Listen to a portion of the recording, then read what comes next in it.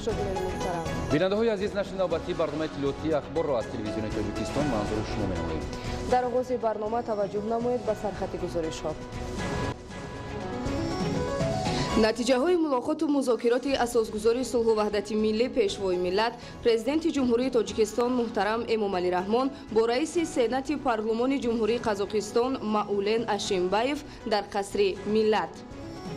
ҷараёни сафари расмии раиси сенати парламенти ҷумҳурии Қазоқистон муҳтарам Маулен Ашимбаев ба Тоҷикистон ва баррасии дурнамои ҳамкориҳои мутақобила. тадбирҳои ободонӣ дар ноҳияи Шуғнон ва ҳадафҳо дар самти ҷалби аҳолӣ ба варзиш.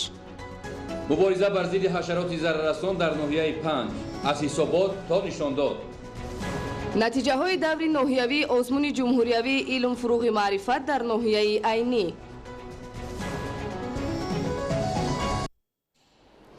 шарҳи ин ва дигар хабарҳо. имрӯз дар қасри миллат асосгузори сулҳу ваҳдати миллӣ пешвои миллат президенти ҷумҳурии Тоҷикистон муҳтарам Эмомалӣ Раҳмон раиси сенати ҷумҳурии Қазоқистон Маулен Ашимбаевро ки бо даъвати раиси маҷлиси миллии маҷлиси олии ҷумҳурии Тоҷикистон раиси шаҳри Душанбе муҳтарам Рустами Эмомалӣ бо сафари расмии ҷавобӣ дар Тоҷикистон қарор дорад ба ҳузур пазируфтанд.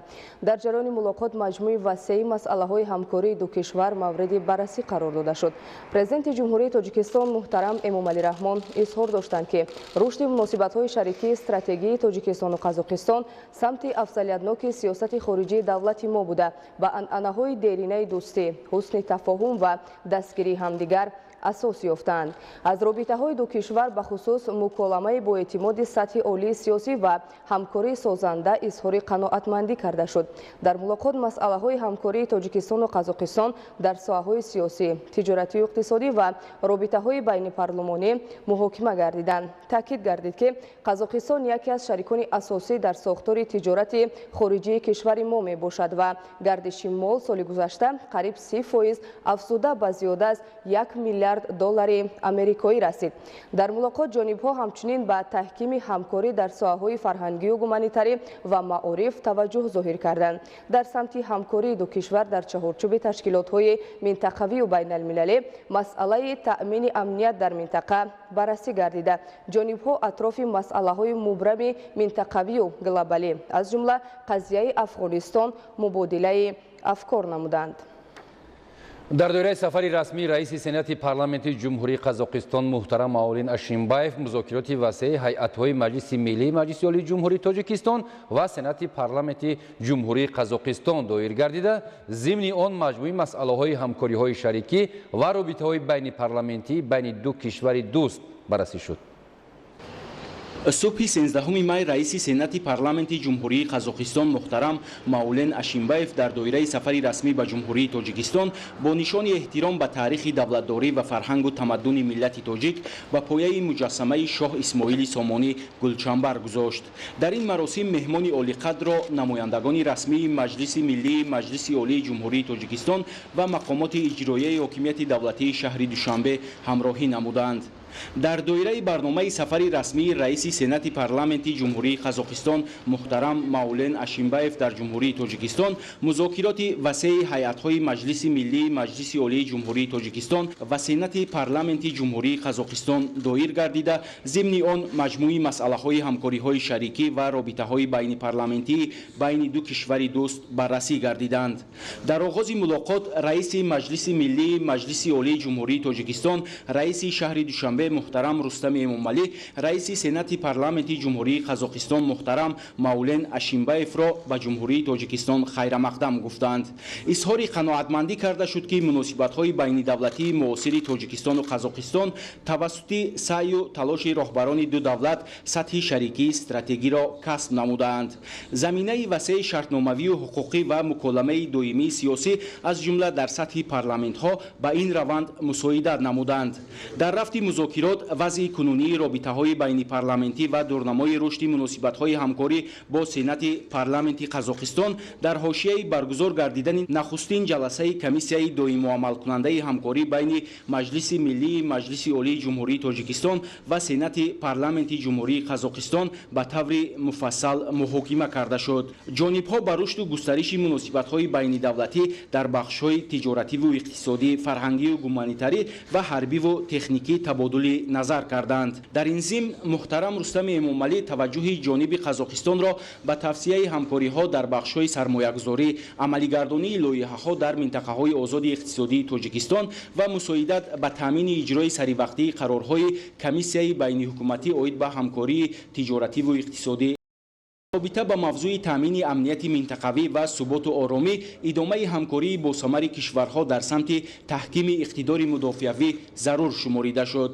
таъкид гардид ки ҷониби Тоҷикистон ба ҳамкориҳо бо парламенти Қазоқистон дар чаҳорчӯби робитаҳои бисёрҷониба, хусусан дар доираи Ассамблеяи байнипарламентии Иттиҳоди давлатҳои мустақил ва Ассамблеяи парламентии Созмони аҳдномаи амнияти дастаҷамъӣ, инчунин Иттиҳоди байнипарламентӣ ва Ассамблеяи парламентии Созмони амният ва ҳамкорӣ дар Аврупо аҳамияти хоса дода ҷонибдори тақвият бахшидани онҳо мебошад. изҳори боварӣ карда шуд ки сафари расмии роҳбарияти Сенати парламенти Ҷумҳурии Қазоқистон ба Ҷумҳурии Тоҷикистон ва мулоқоту музокироти дуҷониба барои таҳкиму густариши муносибатҳои дӯстона ва мутақобилан судманди байни давлатҳо нақши муносиб мегузорад.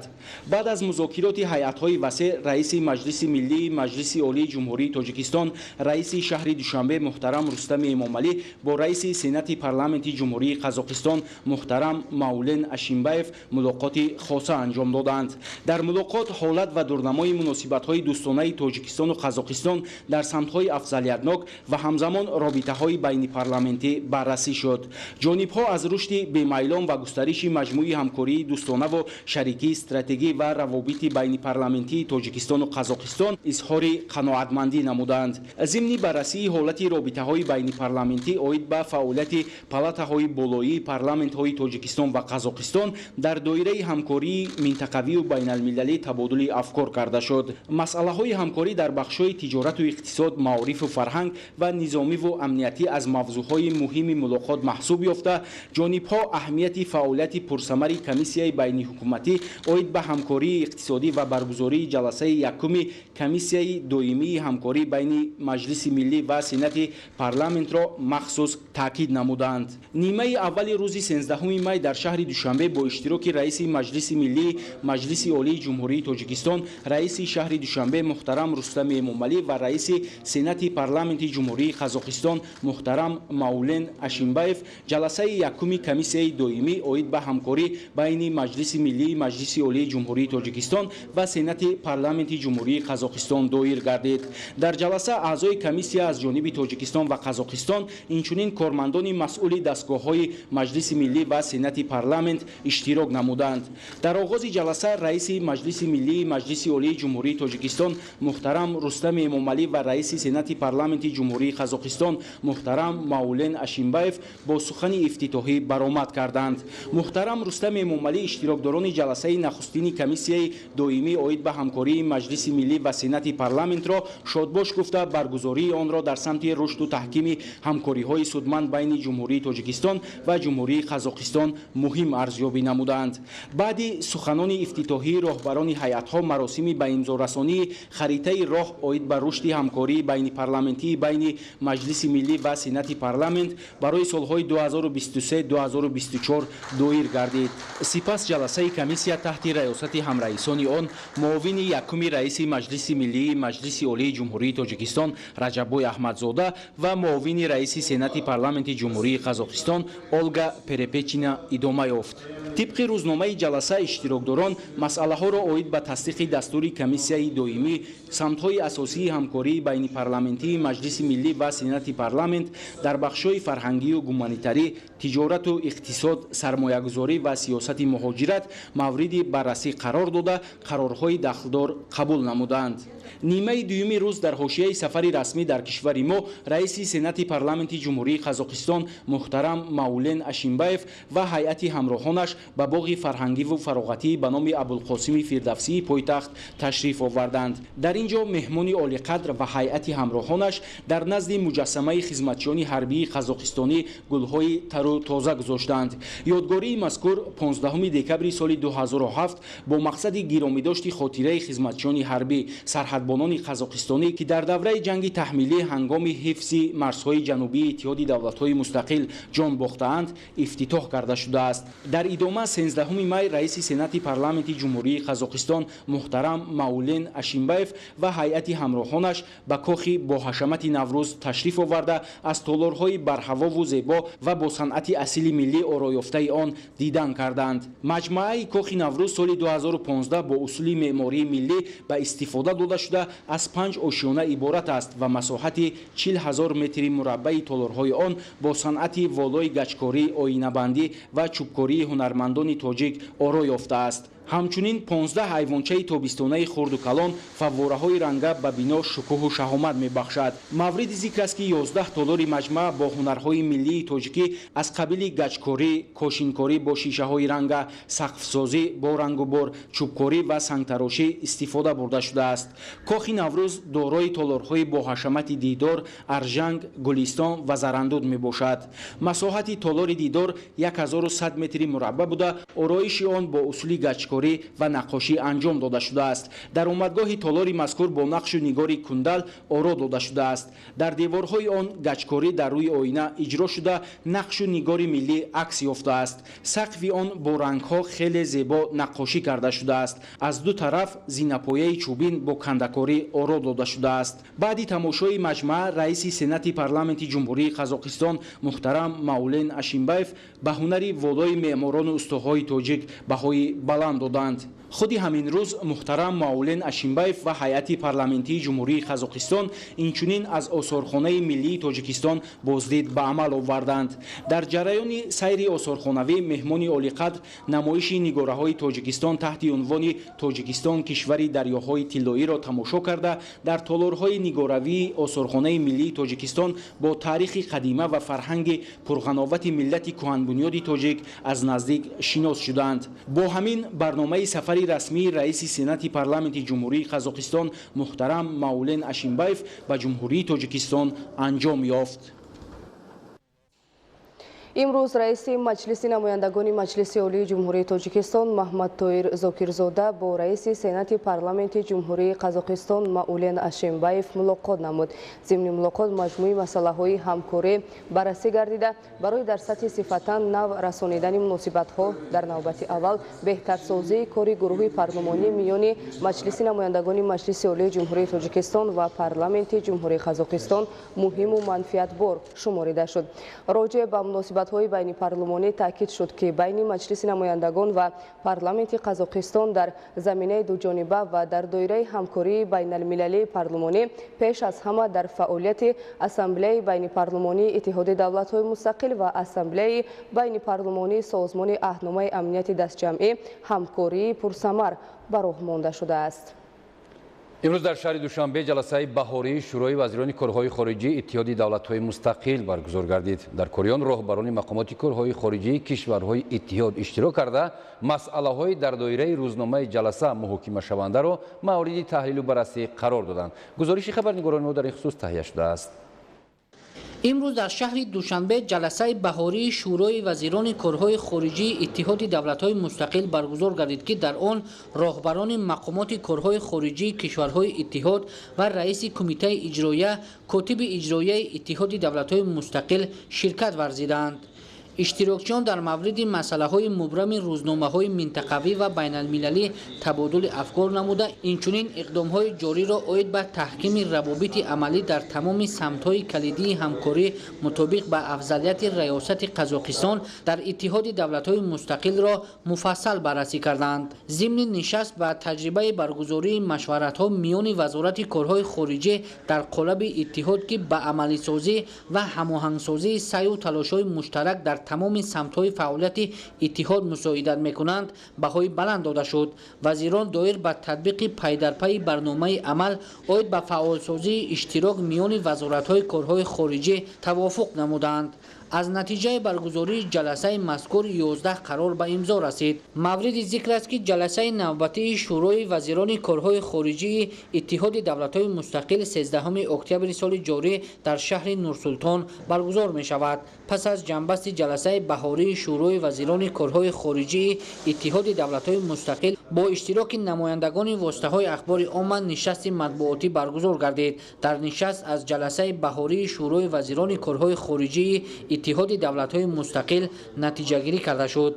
امروز همچنین در حاشیه جلسه شورای وزیران کارهای خارجی اتحاد دولت‌های مستقل وزیر کارهای خارجی جمهوری تاجیکستان سراج‌الدین محردین با وزیر کارهای خارجی جمهوری بلاروس ولادیمیر مک، معاون اول وزیر اجرا کننده وظیفه وزیر کارهای خارجی جمهوری ازبکستان ولادیمیر نوروف و وزیر کارهای خارجی جمهوری ارمنستان ارارات میرزویان ملاقات نمود. مصاحبان وضع و دورنمای مناسبت‌های تاجیکستان و بلاروس، جمهوری ازبکستان و ارمنستان را بررسی نموده پیرامون مسائل مبرم روزنامه بین المللی و منطقوی تبادل افکار نمودند. برنامه اخبار رو ادامه می‌دهیم. برای توسعه تفکر تکنیکی نسل نورس از جانب پرزیدنت جمهوری تاجیکستان پیشوای ملت محترم امامعلی رحمان سالهای 2020-2040 20 ساله آموزش و رشد فن‌های طبیعت شناسی دقیق و ریاضی در ساحه علم و معارف اعلان گردیده است. با این مقصد در مؤسسه‌های عالی و میانه تعلیمی آزمون‌های گوناگون برگزار کرده می‌شوند. گزارش نوبتی در این خصوص. در دایره اجرای نقشه چورابینی‌ها وابسته به اعلان گردیدن سالهای 2020-2040 20 ساله آموزش و رشد فن‌های طبیعت شناسی دقیق و ریاضی در ساحه علم و معارف، اینچنین اعلان گردیدن سالهای 2022-2026 سالهای رشد صنعت در دانشگاه بین المللی سیاحی و صاحبکاری تاجیکستان دومین آزمون جمهوریوی دانشجویان مؤسسه‌های تحصیلات عالی کسبی جمهوری تاجیکستان برای دریافت جام ریاست دانشگاه بین المللی سیاحی و صاحبکاری تاجیکستان برگزار گردید. در آزمون مذکور یاردمچی پرزیدنت جمهوری تاجیکستان اوید به مسائل رشد اجتماعی و رابطه با جامعه امامعلی نصرالدین زاده از دستگیری‌های پیوسته رهبریت دولت و حکومت مملکت نسبت به جوانان و ساحه معارف یادآور شده برگزاری چنین تدبیرهای سطح بلند را برای تقویت تفکر علمی و تکنیکی جوانان و دریافت چهره‌های نو علم مهم ارزیابی کردند. ذکر گردید که آزمون مذکور به خاطر تیار نمودن متخصصان صاحب کسب جوابگو به طلبات بازار مهنت، رابطه بیشتر علم با استحصالات، رشد اقتصادیات و تقویت رابطه بین مؤسسه‌های عالی تعلیمی مملکت گذرانیده می شود. مقصد اساسی برگزاری چنین آزمون‌ها پیش از همه تطبیق همه‌جانبه سیاست حکومت کشور جهت رشد علم‌های طبیعت شناسی دقیق و ریاضی در ساحه معارف می باشد. علاوه بر این بلند برداشتن شوق و هوس دانشجویان مؤسسه تحصیل عالی کسبی با آموزش فن‌های دقیق از آن جمله متمتیک و تکنولوژی اطلاعاتی است. همزمان باید تاکید نمود که وابسته به برگزاری چهاربینی‌های امروزه ما می‌توانیم چهره‌های نوی ساحه علم‌های دقیق را از مؤسسه تحصیل عالی کسبی دریافت نمودیم. در دومین آزمون جمهوریوی دانشجویان مؤسسه‌های تحصیلات عالی کسبی جمهوری تاجیکستان برای دریافت جام ریاست دانشگاه بین المللی سیاحی و صاحبکاری تاجیکستان زیاده از 190 اشتراکچی از 34 مؤسسه عالی تعلیمی اشتراک نموده دانش و ملکه خود را سنجیدند. 20 ساله آموزش فن‌های دقیق طبیعی و ریاضی اعلان گردید. آموزش این علم‌ها نهایت یک وسعت تازه را به خود کسب کرد و چهاربینی‌های مخصوص مقصدناک در سمت بلند برداشتن نقش علم‌های طبیعی دقیق و ریاضی در سرتاسر کشور پیش گرفته شده است و نتیجه‌های آنها در طول این 2 سال معین گردیده ایستاده است و آزمونی که عین حال در دانشگاه بین‌المللی سیاحی و صاحبکاری تاجیکستان رفته ایستاده است نهایت در یک سطح با شکوه جریان دارد. این یک فرصت مساعد است به همون دانشجویان کل مکتب‌های عالی جمهوری تاجیکستان است که دانش خود را معرفی کنند و در برابر معرفی کردن دانش خود صاحب مبلغ‌های معین و افتخارنامه و دیپلم‌های ریاست دانشگاه بین المللی سیاحی و صاحبکاری تاجیکستان گردند. در دایره شرایط فراهم آورده حکومت مملکت برای تحصیل جوانان و برگزاری چنین آزمون‌ها برای هرچی بیشتر جلب نمودن جوانان و نورسان به آموزش علم‌های طبیعت شناسی دقیق و ریاضی، تکنولوژی معاصر، آماده شدن کادرهای بلند اختصاصی ساحه‌های گوناگون و در این زمینه رشد و انکشاف ساحه‌های علم و اقتصاد مساعدت می‌کند. همزمان در همین روز همگان با دستاوردهای دانشجویان و آموزگاران دانشگاه بین‌المللی سیاحی و صاحبکاری اینچنین ادبیات سالهای اخیر تالیف شده علمی، بدیعی و صحوی شناس شدند. در زمینه رشد ساحه ورزش با مقصد فراهم آوردن شرایط مساعد تمرین و مشغولیت‌های جسمانی در ناحیه شغنان چاره‌های ضروری اندیشیده می‌شوند. در دایره تدبیرهای آبادانی در ناحیه شغنان تالار ورزشی بنیاد می‌گردد. گزارش در این خصوص.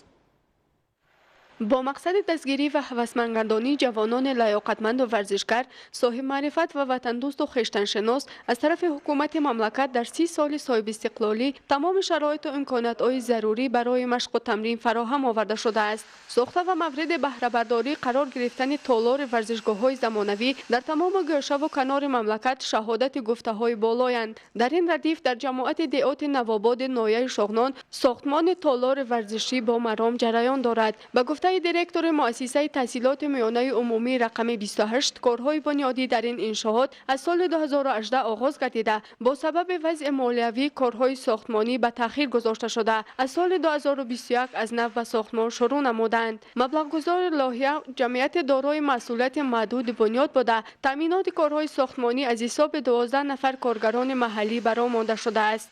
با آخر رسیدن سال تحصیل امسال بنای ورزشگاه تالار ورزشی که 2 سال پیش و رو با آغاز کار در آنجا سر کردن امسال با آخر رسانده می شود.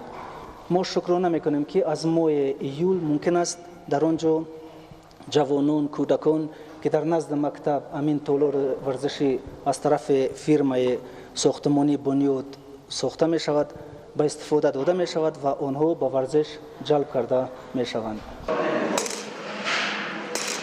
باید گفت که سهم جوانان جماعت دهات نوآباد در رشد و نموی ورزش ولایت خیلی نظررس بوده. آنها پیوسته در آزمون‌های ورزشی اشتراک می‌نمایند و سزاوار جای‌های نمایان می‌گردند. به استفاده دادن این تالار ورزشی جوانان روح و الهام نو گرفته کوشش می‌نمایند تا در سطح بین‌المللی اشتراک نمایند و پرچم دولتی را بلند بردارند. قید کرده شد که تا به حاضر 80% کارهای ساختمانی در این انشاءات به انجام رسانیده شده. در نظر هست که تا اولای فصل تابستان ساختمان بینای تالار ورزشی به انجام رسانیده می شود. شرح موضوع دیگر، کروپسیا در جهان معاصر از جمله مانع‌های جدی در راه رشد اقتصادی و اجتماعی کشورها محسوب می‌یابد. با مقصد راه ندادن به این عمل نامطلوب در بین جوانان پیوسته کارهای فهماندهی گذرانیده می‌شود. گزارش نوبتی در این خصوص تهیه شده است. در حاشیه تجلیل روز جوانان تاجیکستان در بینای اگنتی نظارت دولتی مالیوی و مبارزه با کروپسیای جمهوری تاجیکستان با اشتراک دانشجویان مؤسسه‌های عالی کشور فروم جوانان تحت عنوان بلند برداشتن معرفت ضد کروپسیونی جوانان عامل رشد ثبات جامعه برگزار گردید. در چاره‌بینی مذکور وابسته به سهم جوانان در پس نمودن شدت کروپسیا در مملکت سخنرانی گردیده دعوت به عمل آوردند که زیر سیاست عاقلانه و جوانپرورانه اساسگذار صلح و وحدت ملی پیشوای ملت پرزیدنت جمهوری تاجیکستان محترم امامعلی رحمان جوانان باننگ و ناموس کشور با افاده عالی افتخار ملی برای پایداری صلح و ثبات و یک پارچگی وطن عزیزمان اینچنین برای از بین بردن پدیده‌های نامطلوب کروپسیونی سهمگذار باشند. در ادامه چاره‌بینی مسئولین برآمد کرده ذکر نمودند که کروپسیا از جمله ویروس‌های به حساب می‌رود که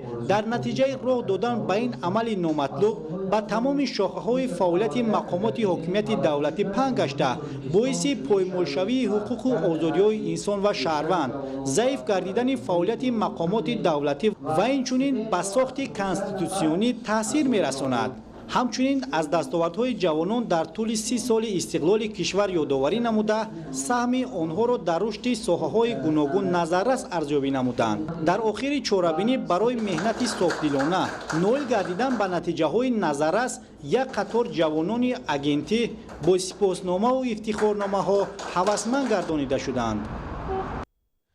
در شهر نویای ولایت سوق بخشیده به روز جوانان یک ماه جوانی اعلان گردید که در دایره آن ملاقات و چاره‌بینی‌های فرهنگی مسابقه‌های ورزشی با اشتراک وسیع جوانان دایر کرده شد. گزارش محمود احمدزاده و الیاسی باباجان.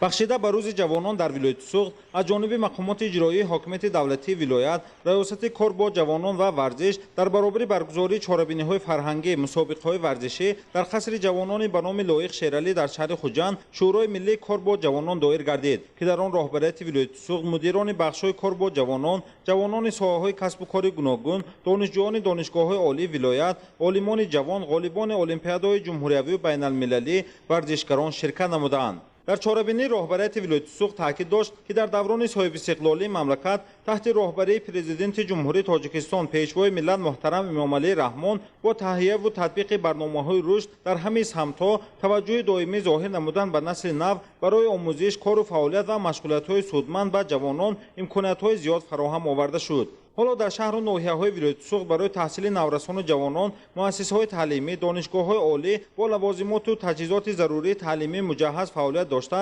инчунин барои обу тоби бадан баргузории мусобиқаҳои варзишӣ ва омодагӣ ба мусобиқаҳои байналмилалӣ 19 мактабҳои махсуси варзишӣ 2781 иншооти варзишӣ амал мекунанд ки асосан дар даврони соҳибистиқлолии мамлакат сохта шуданд. барои ҳавасмандии ҷавонони фаъол ихтироъкору навовар гирандагони стипендияи президенти ҷумҳурии тоҷикистон аз 90 нафар ба 839 нафар расонида шуд. ман аз он ифтихор дорам ки дар чунин давлати соҳибистиқлол зиндагӣ мекунам ва бо дастгирии бевоситаи асосгузори сулҳу ваҳдати миллӣ пешвои миллат президенти ҷумҳурии тоҷикистон муҳтарам эмомалӣ раҳмон ман гирандаи стипендияи президентӣ шудам. мо ҷавонон кӯшиш мекунем ки дар оянда барои пешрафти давлати азизи хеш бо хониши хубу аъло ва интизоми намунавӣ саҳми худро гузорем. ба ҳаёт татбиқ шудани сиёсати давлатии ҷавонон аст ки нақшу мавқеи ҷавонон ин қувваи бузургу созандаи ҷомеа дар давраи соҳибистиқлолии комили тоҷикистон мақоми шоистаю сазовор пайдо мекунад. дар ҷамъомад таъкид гардид ки ин имкониятҳо ҳар як ҷавонро водор месозад ки бо дарки амиқи масъулият барои ояндаи кишвар дар амалӣ гардидани вазифаҳои муайяншуда баҳри рушду инкишофи мамлакат саҳми худро афзун намояд. аз соли 2015 инҷониб ҳамасола шӯрои кор бо ҷавонони назди президенти ҷумҳурии тоҷикистон баргузор мегардад ки ин бори дигар дар меҳвари сиёсати давлат ба ҳукумати ҷумҳурии тоҷикистон қарор додани сиёсати давлати ҷавонон шаҳодат медиҳад. дар шӯрои миллии кор бо ҷавонон дар вилояти суғд аз ҷониби ширкаткунандагон намояндагони ҷавонон қайд гардид ки боиси рӯҳбаландии ҷавонони вилояти суғд аст ки имрӯз барои мамлакат марҳилаи бунёдкорӣ инкишоф пешрафти иқтисодиёту истеҳсолот фароҳам омадааст ва дар он саҳми ҷавонон арзанда мебошад. дар хотимаи ҷамъомад барои саҳми фаъол дар пешрафти соҳаҳо дар ҷоддаи илму ихтироъкорӣ ва тарғиби сиёсати созандаи ҳукумати мамлакат як қатор ҷавонони фаъол бо ифтихорнома ва тӯҳфаҳои хотиравӣ қадрдонӣ карда шуданд. тақвият бахшидани тарбияи ҳарбӣ ватандӯстии ҷавонон ва ҷалби онҳо ба хизмати ҳарбӣ дар сафи қувваҳои мусаллаҳи ҷумҳурии тоҷикистон зери таваҷҷӯҳи махсус қарор дорад. бахшида ба рӯзи ҷавонони тоҷикистон ки ҳамасола 23 май таҷлил мешавад, ҷавонони синни даъватӣ бо шароити хизмат дар қисмҳои ҳарбӣ шинос шуданд. гузориши навбатӣ аз ноҳияи рӯдакӣ. дар доираи нақшачорабиниҳои бахши кор бо ҷавонон ва варзиши ноҳияи рӯдакӣ ҷавонони синни даъватӣ аз қисми ҳарбии 1508 вазорати мудофиаи ҷумҳурии тоҷикистон дида намуданд. барои китобхонаи қисми низомӣ 150 адад китоби баъдаӣ тақдим карда шуд. дар мулоқот бо сарбозон ва ҷавонони синни даъватӣ таъкид карда шуд ки имрӯз давлат ва ҳукумати ҷумҳурии тоҷикистон дар қисмҳои ҳарбӣ барои адои хизмати афсарону сарбозон тамоми тадбирҳои муҳиму саривақтиро амалӣ намудааст. ин аст ки сол то сол шароит дар қисмҳои ҳарбӣ беҳтару хубтар гардидааст. дар мулоқот бо сарбозон ва ҷавонони синни даъватӣ 50 нафар сарбоз бо шаҳодатномаи касби кафшергари барқӣ ки аз ҷониби бахши кор бо ҷавонон ва варзиши ноҳияи рӯдакӣ дар ҳамкорӣ бо маркази калонсолон ба курсҳои кӯтоҳмуддати омӯзишӣ ҷалб шуда буданд тақдим карда шуд. ташкили чунин тадбирҳо дар оянда ба баланд бардоштани ҳуввияти миллии ҷавонон ва тақвияти тарбияи ҳарбии ватандӯстии онҳо мусоидат менамояд. дар ин рӯз ҳамчунин намояндагони кумитаи кор бо ҷавонон ва варзиши назди ҳукумати ҷумҳурии тоҷикистон ва бахши кор бо ҷавонон ва варзиши ноҳия ба айодати ҷавонони дорои маъюбият дошта рафтанд. пас аз суҳбату мулоқот бо сарбозони қисми низомӣ бо иштироки намояндагони кумитаи кор бо ҷавонон ва варзиши назди ҳукумати ҷумҳурии тоҷикистон ба ғолибони мусобиқаи волейбол бо усули деҳа ба деҳа ва ғолибони бозии шашкаву шоҳмот мулоқот баргузор карда шуд.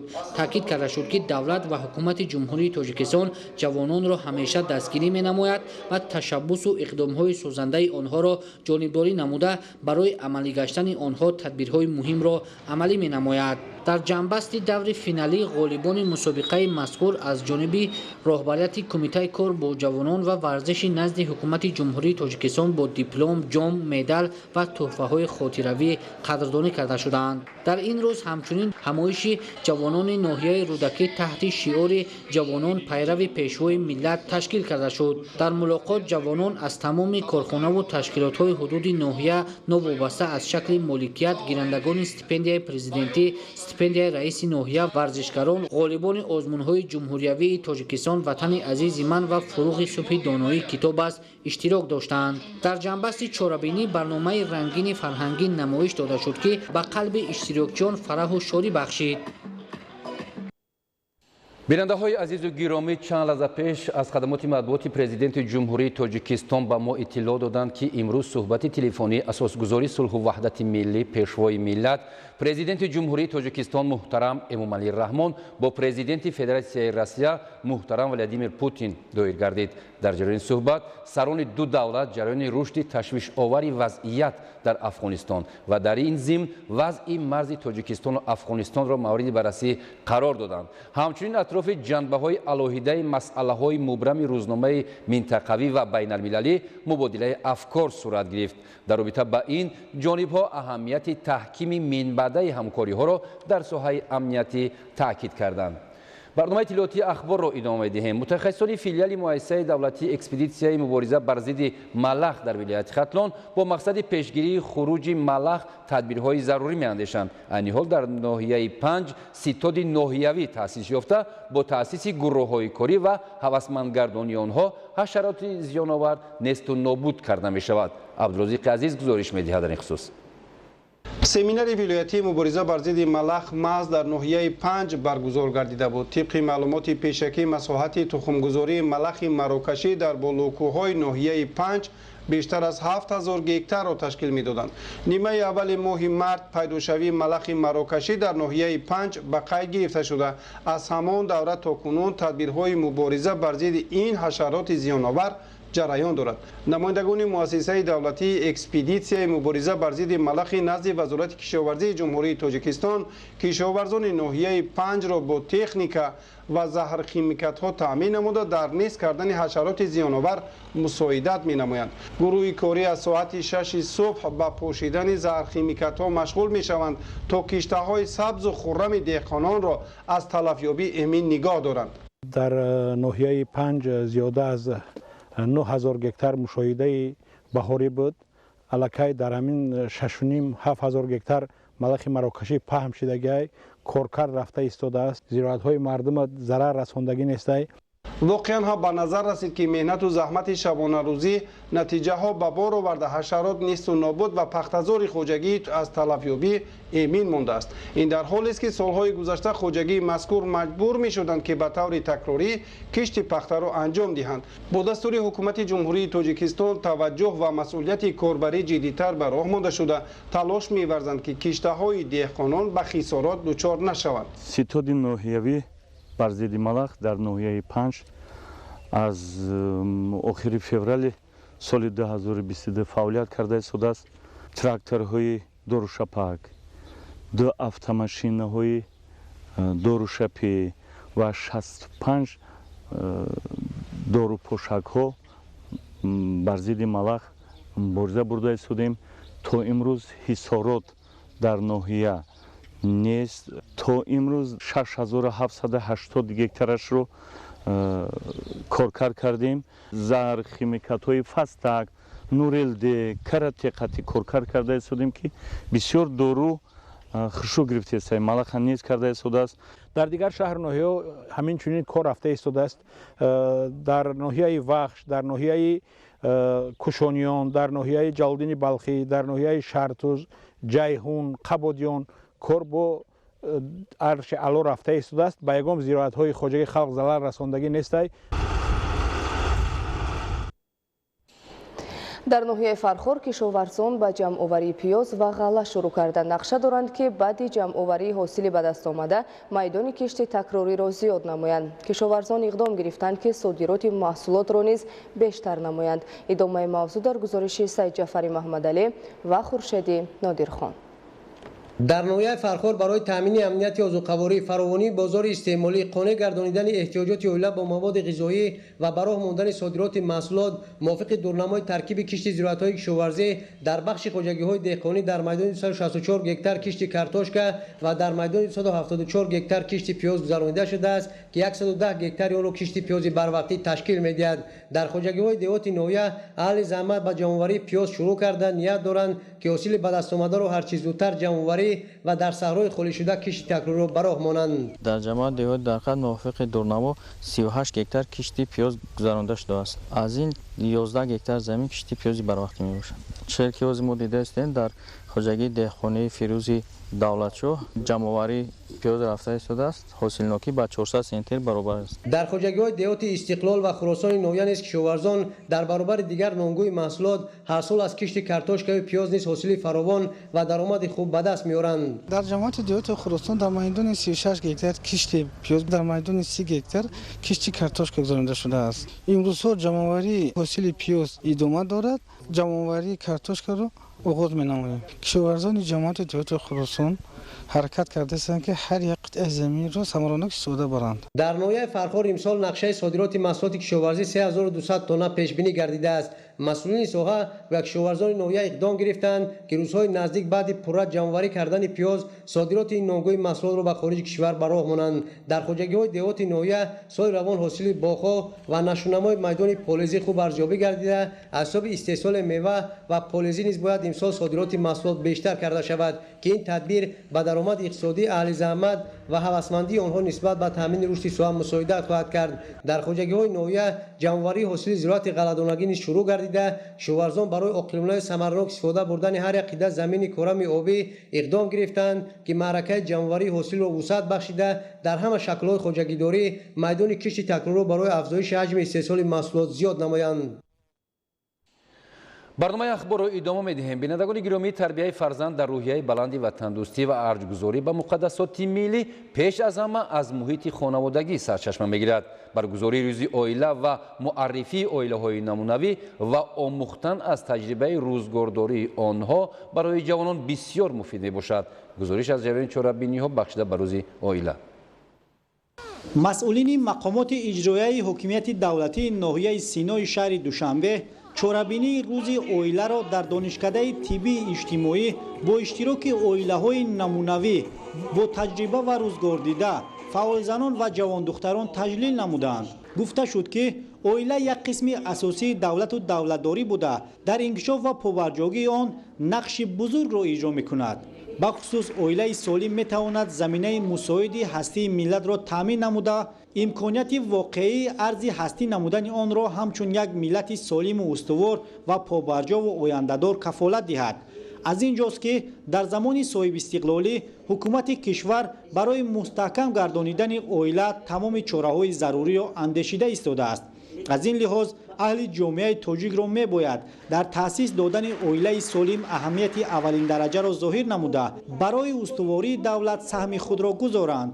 оилаи солим метавонад насли солимро ба дунё орад ва ин наслро солим тарбия намояд. мо аз тамоми маҳаллаю минтақаҳо имрӯз оилаҳои намунавӣ даъват карда шуданд. аз таҷрибаи оне ки имрӯз оилаи онҳо пойдор мондааст ва ба ҷавонон тавсияҳои бениҳоят беназири худро доданд ки дар пойдории оила, устувории оила бениҳоят муфид аст.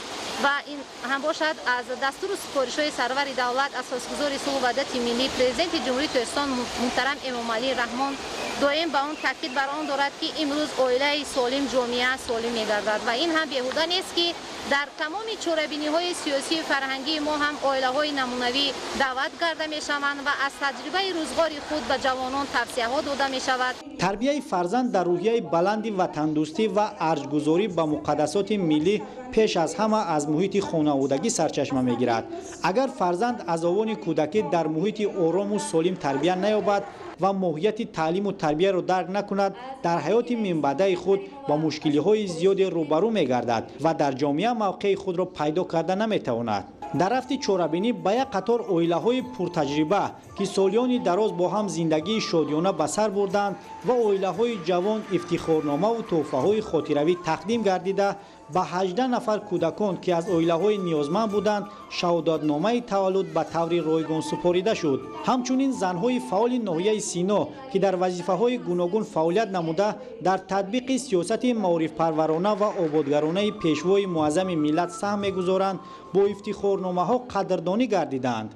در چورابینی از جانب زنان و دختران نمایش سر و لباس ملی از قبیل اطلس و ادرس، چکن و گلبست و دیگر لباس‌ها برگزار گردید که سر تا پا بیانگر از فرهنگ غنی داشتن ملت تاجیک بودند. برای مستحکمی و پایداری اویله‌ها و تعلیم و تربیت درست فرزندان در شهر و ناحیه‌های مملکت بخشیده به روز اویله کارهای تبلیغاتی و فهماندهی، صحبت و واخوری‌ها با اویله‌های نمونوی و سابقه‌داران تشکیل کرده شدند. همکارانمان از رفت چورابینی‌های معرفتی در شهر و ناحیه‌های مملکت گزارش می‌دهند. چورابینی ادانه بخشیده بر روز بین المللی اویله از جانب شعبه ثبت اسناد حالت شهروندی شهر بختر با اشتراک اویله‌های سابقه‌دار که در حیات و روزگار خود همچون نمونه محسوب می‌یابند اینچنین اویله‌های جوان برگزار گردید. در چورابینی مسئولین راجع به استواری و پایداری اویله و در همین زمینه بلند برداشتن سطح معرفت‌ناکی اویله‌های جوان برآمد نموده تاکید داشتند که طی سال‌های صاحب استقلالی سیاست اجتماعی دولت و حکومت جمهوری تاجیکستان به بهداشت مناسبت‌های اویلوی و پایداری اویله روانه کرده شده است. مقصد از برگزاری چورابینی امروزه از آن عبارت است که آن جوانان که امروز به خانه بخت گسیل کرده میشوند از صحبت و واقعه‌های سابقه دارم برمی‌آید که آنها در اویله در زندگی در پیش ایستادهشان به حرمت و احترام پدر و مادر خسروخشتامند کلانسالان برسند. از جانب شعبه ثبت اسناد شهروندی شهر بختر پیوسته صحبت و واقعه‌ها میان قشرهای جامعه امروزه مخصوصاً اویله‌های جوان گذرانیده می‌شود. اشتراکداران محفل امروزه که اکثراً در عرصه کار و روزگار تجربه غنی دارند برای نسل جوان وابسته به انتخاب همسفر راه حیات احترام یکدیگر در زندگی، حرمت و عزت کردن کلانسالان و تربیت درست فرزندان مصلحت‌های مفید دادند. اویله یچه که جدا نشونده جامعه امروزه به حساب می رود. از این لحاظ می سازد که اویله های جوان امروزه از اویله های نمونوی درس عبرت بگیرند تا بتوانند در همون شب و فراز زندگی پستی و بلندی ها را خوشبختانه پس سر نمایند و توانند در جامعه امروزه همچون اویله نمونوی جایگاه خود را پیدا کرده باشند. همچنین از جانب برآمد کنندگان گفته شد که پشتخوری اویله‌های جوان طی سال‌های آخر زیاد به چشم می‌رسد که خود شهادت پس گشتن مناسبت‌های اویلوی میباشد. هر اعضای اویله میباید در تحکیم پایه اویله‌داری سهمگذار باشد. جوانان باید درک نمایند که در پس هر اویله تقدیر منبعده زن مادر، آینده نک فرزندان، خوشبختی یکچند تن و ثبات جامعه ایستاده است. در چورابینی امروزه جوانانی که اشتراک نمودند از نفران روزگار دیده طریق سوال و جواب نسبت به مستحکمی اویله و پیشگیری از پراکنده شوی آن به خود پاسخ‌های ضروری گرفتند. ویرانشوی اویله این تاثیرش به کودکان است، به اون کودکانی که بی پدر یا بی مادر میمونند که در آینده آنها در جامعه یافتن خود مقام خودشان دشوار میشه. وقتی که پدر و مادر خسر و خشتامان آنها را همچون فرزند به خانه قبول کرده بعضی کمبودی هایی که میکنند آنها برای اصلاحش مصلحت‌های خوب میدادند ممکن که اویله ویران نمیشه. باید گفت که به اویله‌های نمونوی و سابقه‌دار که در طول سالها برابر مستحکم نگاه داشتن اویله، تربیت فرزندان همچنین در ساحه‌های گوناگون خواجگی خلق سهم ارزنده گذاشته‌اند، تحفه‌های ادانه تقدیم کرده شد. در فضای متمتم به 4 جفت اویله جوان شهادتنامه عقد نکاح و به اویله‌های سابقه‌دار باشد، تحفه‌های خاطرمان از طرف شعبه ثبت اسناد حالت شهروندی شهر بختر سپرده شد. خدایدادی رجب، اسکندر سعید، شهر بختر برای برنامه اخبار. вохӯрии ду насл ва суҳбату андешарониҳо атрофи бунёди оилаи солим, пойдорӣ ва устувории он, ҳамдигарфаҳмӣ ва таълиму тарбияи дурусти фарзандон дар роҳи касбомӯзиву ватандӯстӣ ҷавҳари асосии чорабинии маърифатӣ дар ноҳияи Ҷалолиддини Балхӣ буд, ки бахшида ба рӯзи байналмилалии оила баргузор гардид. дар маҳфили имрӯза якчанд оилаҳои рӯзгордидаву намунавӣ аз ҷамоатҳои шаҳраку деҳоти ноҳия даъват гардида буданд, ки аз таҷрибаи ҳаёту рӯзгор ва кору фаъолият дар арсаҳои гуногуни хоҷагии халқи ноҳия ба оилаҳои навбунёд ва ҷавонон бо мисолҳои мушаххас маслиҳатҳои муфид доданд. насли калонсол ёдовар гардиданд, ки имрӯз бояд ҳар як фарди худогоҳу хештаншинос ба қадри сулҳу осоиштагии кишвар расида тавассути ҳамдигарфаҳмиву таҳаммулгароӣ, ки аз хислатҳои писандидаи халқи тоҷик мебошад, оилаи солим бунёд карда фарзандонро дар роҳи илму ҳунаромӯзӣ ва меҳнатдӯстиву садоқат ба ватани азиз тарбия намояд. вақте ки дар оила муҳаббати самимӣ ҳаст, он оила пойдор аст. дар ин оила фарзандони ба воя мерасанд, ки ин фарзандон меҳрубон ҳастанд, соҳиби ирода ҳастанд, соҳиби савод ҳастанд. ҳамдигарфаҳмии онҳо боз ба наслҳои ояндаи онҳо низ мегузарад. дар оилае ки фарзандон бо савод ба воя мерасанд, ин оила оилаҳои солим ҳастанд ва дар ҷомеа нақши худро доранд. бо мақсади ҳарчи бештар роҳандозӣ намудани корҳои ташвиқотиву фаҳмонидадиҳӣ дар ноҳияи Ҷалолиддини Балхӣ аз ҳисоби мутахассисони соҳаҳои сабти асноди ҳолати шаҳрвандӣ, кор бо занон ва оила, кор бо ҷавонон ва варзиш, ҷамоатҳои шаҳраку деҳот ва фаъолони ҷомеаву пирони рӯзгордида миёни аҳолӣ суҳбату вохӯриҳои судманд анҷом дода мешавад. дар идомаи чорабинии имрӯза аз ҷониби бахши сабти асноди ҳолати шаҳрвандии ноҳияи Ҷалолиддини Балхӣ маросими намунавии ақди никоҳи ду ҷуфт навхонадорон анҷом дода шуда, ба онҳо шаҳодатномаҳои ақди никоҳ ва тӯҳфаҳои рамзӣ тақдим карда шуд. ҳамчунин ҷиҳати саривақт ба расмият даровардани масъалаҳои марбут ба сабти асноди ҳолати шаҳрвандӣ бо дастгирии мақомоти маҳаллӣ, мутахассисони соҳа ба таври ройгон ба модарони тифлони навзод шаҳодатномаҳои таваллуд ва тӯҳфаҳои хотиравӣ тақдим намуданд. зимни суҳбату вохӯрии ду насл, ҷавонон ба оилаҳои рӯзгордида, ки дар таълиму тарбияи фарзандону наберагон ҳамчун оилаҳои намунавӣ дар ҳудуди ноҳияи Ҷалолиддини Балхӣ ва берун аз он эътироф гардидаанд, вобаста ба масъалаҳои оилаву рӯзгордорӣ суолҳо пешниҳод карда, посухҳои қаноатманд гирифтанд. таварали соҳибназар Парвизи Сафар аз ноҳияи Ҷалолиддини Балхӣ барои барномаи ахбор.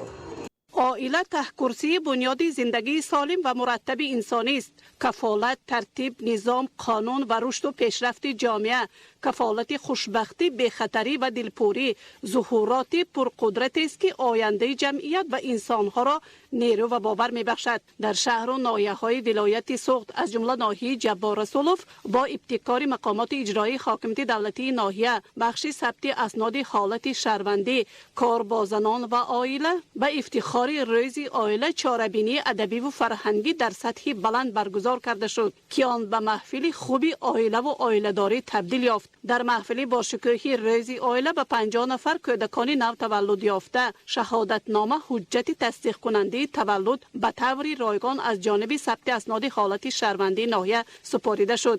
ин тадбир бахшида ба рӯзи оила бо мақсади дастгирии оилаҳо бо иқдоми вазорати адлияи ҷумҳурӣ ва мақомоти дахлдори соҳавӣ амалӣ гардид. таъкид ба маврид аст, ки кӯдакони нав таваллуд ёфта дӯстрӯякони боғи зиндагиро бо риояи фарҳангу маърифати номгузорӣ исмҳои зебову хосу пурмазмуни тоҷикона гузоштанд. 6 оила аз ҷамоатҳои шаҳраку деҳоти ноҳияи Ҷаббор Расулов ҳамчун оилаҳои намунавӣ дар маҳфил иштирок намуда аз фарҳангу маданият, суннату оин, муносибати байни ҳамдигарӣ дар оила, тарбияи фарзандони комилу ба нафъи ҷомеа хизмат дошта, устувориву пойдории оила ва дигар масъалаҳои марбути оила суҳбат намуданд.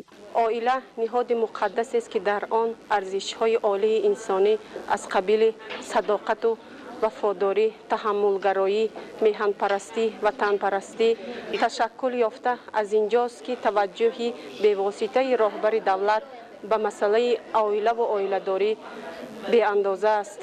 мо ҳамчун бунёддиҳандагони оила тамоми кӯшиши худро ба харҷ медиҳем, ки оилаҳое ки бунёд мешаванд оилаҳои солим бошанд, устувор бошанд, зеро оилаи солим асоси ҷомеаи солим аст. هر کدام از عائله‌های دعوت شده در رشد و پیشرفت جامعه، ناحیه، ولایت و جمهوری سهم ارزنده خود را دارند و از دولت و حکومت تاجیکستان خاصه پیشوای ملت محترم امامعلی رحمان که عائله مقام عائله را در جامعه امروزه بلند برداشتند اظهار سپاس نمودند. در رفت چاره‌بینی همزمان یک قطار کارمندان فعال ساحه، متخصصان بخش ثبت اسناد حالت شهروندی با سپاسنامه و تحفه‌های مقامات اجرایی حاکمیت دولتی ناحیه سرفراز گردانیده شدند. اویله سالم اساس جامعه را تشکیل داده آن پایه استوار دولت به حساب می رود. دولت در دایره طلبات کنستیتوسیا حفظ اجتماعی اهالی از جمله حمایه اویله، حفظ کودکان یتیم و معیوب و تحصیل و طبابت شهروندان را کفالت داده اویله را همچون اساس جمعیت حمایه می کند. در ناحیه رشت نیز با ابتکار بخش ثبت اسناد حالت شهروندی ناحیه بخشیده به روز بین المللی اویله که همساله 15 می تجلیل کرده می شود چاره‌بینی تنوی برگزار گردید که در آن نمایندگان ریاست ثبت اسناد حالت شهروندی جمهوری تاجیکستان اشتراک داشتند. تاکید کرده شد که مقدس بودن اویله پیش از همه در آن ظاهر می‌گردد که آن برای بنیاد خانواده سالم اساس می‌گذارد و در کمالات نسل نو نقش مؤثر دارد. بخشیده به روز اویله از طرف بخش ثبت اسناد حالت شهروندی ناحیه رشت و 150 نفر کودک از اویله‌های نیازمند 18 دهه جماعت دهات باقی رحیمزاده رایگان شهادتنامه تولد تقدیم کرده شد. امروز در اساس نقشه چاره‌بینی وزارت عدلیه جمهوری تاجیکستان و بخش ثبت اسناد حالت شهروندی ناحیه رشت بخشیده به روز عائله در جماعت دهات باقی رحیمزاده و 150 نفر کودکان به طریق رایگان شهادتنامه تولد هدیه کرده شد. همزمان به یک جفت عائله نو شهادتنامه عقد نکاح رایگان داده شد با مقصد بلند برداشتن فرهنگ عائله‌داری، تشویق و ترغیب عائله سالم. عائله‌های نمونوی دعوت شده از زندگی عبرت بخش آنها به اشتراک جان معلومات داده شد. تاکید کرده شد که عائله در فرهنگ مردم کهن بنیاد تاجیک همچون نهاد مقدس اعتراف گردیده است، زیرا بهترین ارزش‌های انسانی از قبیل محبت و صداقت، صمیمیت و وفاداری و همدیگر فهمی و تحملگرایی محض در عائله تشکل می‌یابند. بخشیده به روز عائله از طرف بخش ثبت اسناد حالت شهروندی ناحیه رشت 14 کاتب جماعت برای فعالیت نظررس در سمت به قیدگیری اسناد تولد با سپاسنامه‌ها قدردانی کرده شدند. نوریدین قربان، بهرالدین اسمانیدین، شاکر سعیدов از ناحیه رشت برای برنامه اخبار. 29 سال می شود که در سراسر سیاره 15 می همچون روز بین المللی اویله تجلیل کرده می شود. در جمع آمدی تنتنوی که به این سنه بخشیده شد، اویله های نمونوی دایره وسیع جوانان و اویله های جوان از تمام جماعت شهرک و دهات ناحیه شهر نو شرکت ورزیدند. در چاره‌بینی رهبریت ناحیه نمایندگان از شعبه کار با زنان و اویله، فرهنگ، معارف و دیگر بخش‌های داخلدار بودند به مهمیت اویله در جمعیت، پایداری آن و تاثیرش به جامعه ابراز نظر کرده. تاکید داشتند که جامعه سالم از اویله سالم وابسته می باشد. تربیه درست فرزند پیش از همه از مکتب اولین تربیه که اویله است از همونجا سرچشمه میگیره. در واقع اویله این مکتب است که فرزند رو تربیه میکند، به جامعه هدایت میسازد و بهر پیشبرد جامعه اگر فرزند درست به کمال رسانید در حقیقت وی آبادگر، سازنده و برای مردم، برای ملت و خلقش خدمتگار به وی میرسد. در اویله مستحکمی اویله رو من در آن میبینم که پیش از همه باید اعضایان اویله بین همدیگر با مهر و محبت زندگی کنند. اگر مهر و محبت در اویله پایدار باشد، در واقع فرزند درست به کمال میرسد و فرزند به کمال میرسد که او نیز به دیگران مهر داده میتواند. مسائل هایی که در همایش مذکور مورد بررسی قرار گرفت، این طرز و اصول مستحکم نمودن اویله، مقدسات و راههای حل و فصل مشکلات پیش آمده در اویله و اویله دوری بودند. قید کرده شد که تنها در صورت زندگی کردن شخص در محیط اویله سالم او میتواند به هدف خود رسد. اینچنین در چاره‌بینی دور نوبتی آزمون جمهوریوی 100 رنگ چکن ва ҳамчунин оилаи беҳтарин ки имрӯзҳо дар тамоми шаҳру ноҳияҳои мамлакат идома дорад гузаронида шуд. Дар доираи озмуни 100 ранги чакан ҳунармандони чирадаси ноҳия маҳсули заҳмати хешро ки рангоранг ва албатта бо истифода аз матоъҳои шинаму зебо омода намуданд ба маъраз гузоштанд ки диққати иштирокдоронро ба худ ҷалб намуд. Дар озмуни оилаи беҳтарин бошад оиладороне иштирок намуданд ки намунавӣ мебошанд. Бо роҳнамоӣ ва таҷрибаи ғанӣ дар бунёди чандин оилаи солими дигар ва тарбияву ба камол расонидани фарзандони ба нафъи давлату миллат хизмат менамуда саҳми арзанда доранд. Ҳар ду озмун аз тарафи ҳакамон баҳогузорӣ шуда ғолибон бо ифтихорнома, сипоснома ва дигар тӯҳфаҳои арзишманд қадрдонӣ шуданд. Дар ҳамин замина ба чанд нафар оилаҳои ҷавон ки аз ҷониби бахши сабти асноди ҳолати шаҳрвандӣ бо риояи қонунҳои амалкунанда ба қайд гирифта шуданд, шаҳодатномаи ақди никоҳ ва ба кӯдакони навзод шаҳодатномаи таваллуд тақдим карда шуд. барномаи ахборро идома медиҳем. бинандаҳои азиз, дар ноҳияи айнӣ аз тарафи шӯъбаи маориф дар якҷоягӣ бо муассисаҳои таълимӣ даври ноҳиявии озмуни ҷумҳуриявии илм, фуруғи маърифат бо иштироки фаъолонаи хонандагони муассисаҳои таълимӣ баргузор гардид. Фарҳоди Раҳмат гузориш медиҳад дар ин хусус. баргузории озмунҳои ҷумҳуриявии фуруғи субҳи донои китоб аст. илм, фуруғи маърифат ва Тоҷикистон ватани азизи ман ки бо ташаббуси президенти ҷумҳурии Тоҷикистон пешвои миллат муҳтарам Эмомалӣ Раҳмон давоми чанд сол аст ки ташкилу баргузор мегардад, иқдоми наҷиб дар самти баландбардоштани нерӯи зеҳнии наврасону ҷавонон рӯ овардан ба китобу китобхонӣ, ихтироъкорию навоварӣ мебошад ва ин ташаббус ба васеъ шудани ҷаҳонбинӣ, майлу рағбати бештар пайдо кардани ҳамагон ба омӯзиш мусоидат намуд.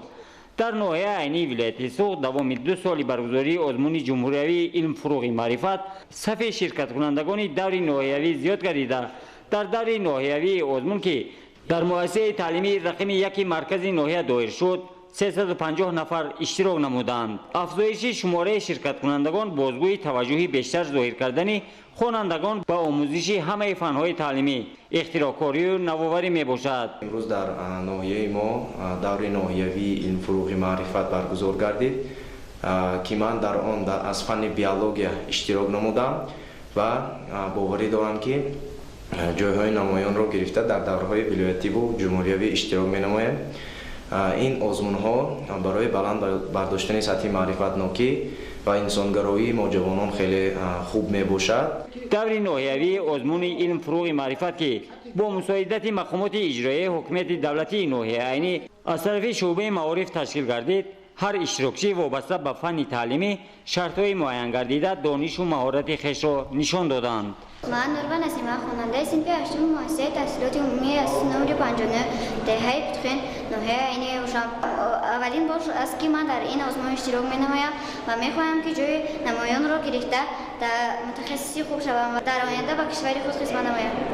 аз рӯи низомнома даври ноҳиявии озмуни ҷумҳуриявии илм, фуруғи маърифат аз рӯи 7 номинатсия физика, химия, биология, география, математика, технология иттилоотӣ ва ихтироъкорӣ доир гардида, дар даври минтақавӣ ки дар сатҳи деҳот ва байни муассисаҳои таълимӣ доир шуд, беш аз 1000 нафар ширкат намуда, аз ин шумора ба даври ноҳиявӣ 350 нафар беҳтаринҳо роҳ ёфтанд. ва ман фикр мекунам ки ин озмун гарчанде қадамҳои дуюми сеюм бошад, мин баъд ин такрор кардани чунин озмунҳо ин ба манфиати кор аст ки оянда имрӯз мо дар сатҳи ҷумҳурӣ мегӯем ноҳияи айнӣ ноҳияи аз аграрӣ ба саноатӣ гузард ва бисёр корхонаҳои саноатӣ дар ҳудуди ноҳияи айнӣ кору фаъолият доранд ва ман фикр мекунам ки ҳар чӣ қадар мо кӯшиши ғайрати худро барои баланд бардоштани сатҳи донишамӯзии хонандагон аз фанҳои дақиқ, риёзӣ, табиатшуносӣ зиёдтар кунем, оянда мутахассисони хуб тарбия ёфта дар корхонаҳои саноатии ҳудуди ноҳия кор карда, истеҳсолот зиёд карда зиндагии худашонро пеш мебаранд. тавре иттилоъ дода шуд дар ноҳияи айнӣ 66 муассисаҳои таълимӣ мавҷуд буда, дар онҳо шароити лозимӣ барои омӯзиш фароҳам оварда шудааст ки ҳар ширкаткунанда бо тайёрии ҷиддӣ бо омӯзиши васеъи фанҳои таълимӣ дар озмун ширкат намуданд. ҳоло дар ноҳияи айнӣ даври ноҳиявии озмуни ҷумҳуриявии илм, фуруғи маърифат дар сатҳи баланд бо ширкати шумораи зиёди довталабон ҷараён дорад ва ҳар иштирокчӣ кӯшиш дорад ки бо нишон додани маҳорату малакаи хуб дар даври вилоятӣ ва ҷумҳуриявӣ ғолибиятро ба даст орад. Фарҳоди Раҳмат, ноҳияи айнӣ, барои барномаи ахбор. در شهر روغون بین آموزگاران مؤسسه‌های تعلیمی آزمون آموزگاری سال گذرانده شد. در آزمون آموزگاران مهارت خود را با رعایت طلبات معاصر تعلیمی معرفی نمودند. گزارش از جریان چورابینی. در مؤسسه تعلیمی رقم 8 شهر روغون دور شهری آزمون آموزگاری سال تاجیکستان 2022 برگزار گردید. سبقت با مقصد تقویت دادن تکنولوژی اینوواسیونی و اطلاعاتی، معین نمودن آموزگاران بهترین فنهای تعلیمی، بلند برداشتن دانش کسبی، صیقل دادن مهارت و تجربه کسبی آموزگاران سازمان داده شد.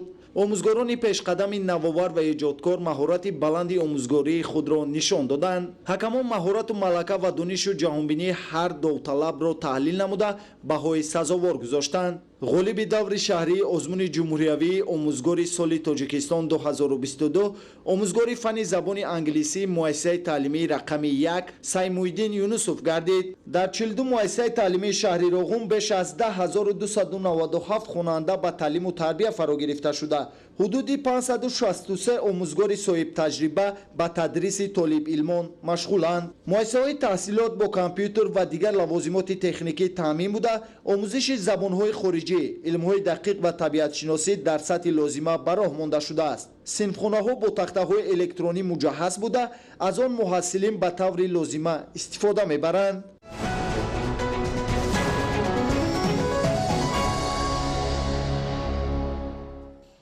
بینندگان گرامی، نشر مفصلی برنامه اطلاعاتی اخبار به انجام رسید. برایتان بهترین خوشی‌های زندگی را تمنا داریم. سلامت باشید.